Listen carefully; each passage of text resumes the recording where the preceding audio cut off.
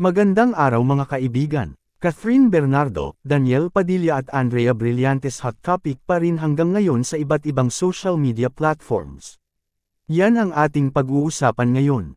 Ilang linggo nang ang pinag-uusapan at pinagkakaguluhan sa social media ang isyong hiwalayan ng real at real-life couple na sina Catherine Bernardo at Daniel Padilla o mas kilala sa tambalang Katniel. Matatanda ang una nang nag-spill the tea ang talent manager na si OG Diaz sa umano'y paghihiwalay ng Katniel. Ayon dito at sa kanyang source ay dahil umano ito sa kapwa nila kapamilya artist na si Andrea Brillantes.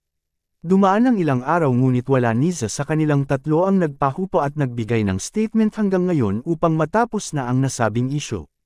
Kaya naman dahil rin dito, marami ngayon ang kumukwestiyon sa noy pagiging protective boyfriend ni Daniel noon sa kanyang girlfriend na si Catherine, sapagkat wala itong ginawa upang mabigyan ng katahimikan ngayon ang mga taong sumuporta sa kanila katulad ng kanilang mga fans. Nakadagdag pa sa usapin ang pag-unfollow umano ni Catherine kay Andrea.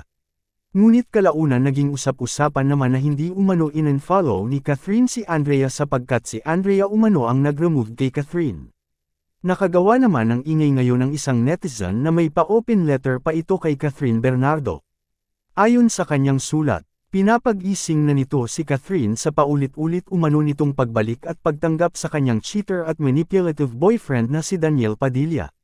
At may binigay rin itong mensahe para kay Andrea na tigilan na umano ang pagpapakalat ng mga storya sa kanyang mga kaibigan ukol sa pagkakaroon umano ng pagkakagusto ni Daniel kay Andrea, at pagpupunta-punta nito sa kanyang kondo, pag-iinom at pag-o-overnight habang pinag-uusapan nila ang kanilang secret travel sa susunod na taon sapagkat nakarating umano ang lahat ng ito kay Catherine. Sa kabila ng mga patong-patong na isyu ngayon ng tatlong kapamilya artists naging agaw pansin rin ang makahulugang mensahe ni Beauty Gonzalez kay Catherine Bernardo.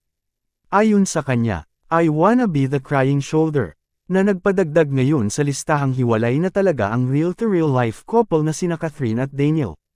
Ngunit dahil sa mensaheng ito ni Daniel Padilla sa kanilang mga fans, tila nabunutan ng tinik ang mga ito. Ikaw anong masasabi at opinyon mo tungkol dito?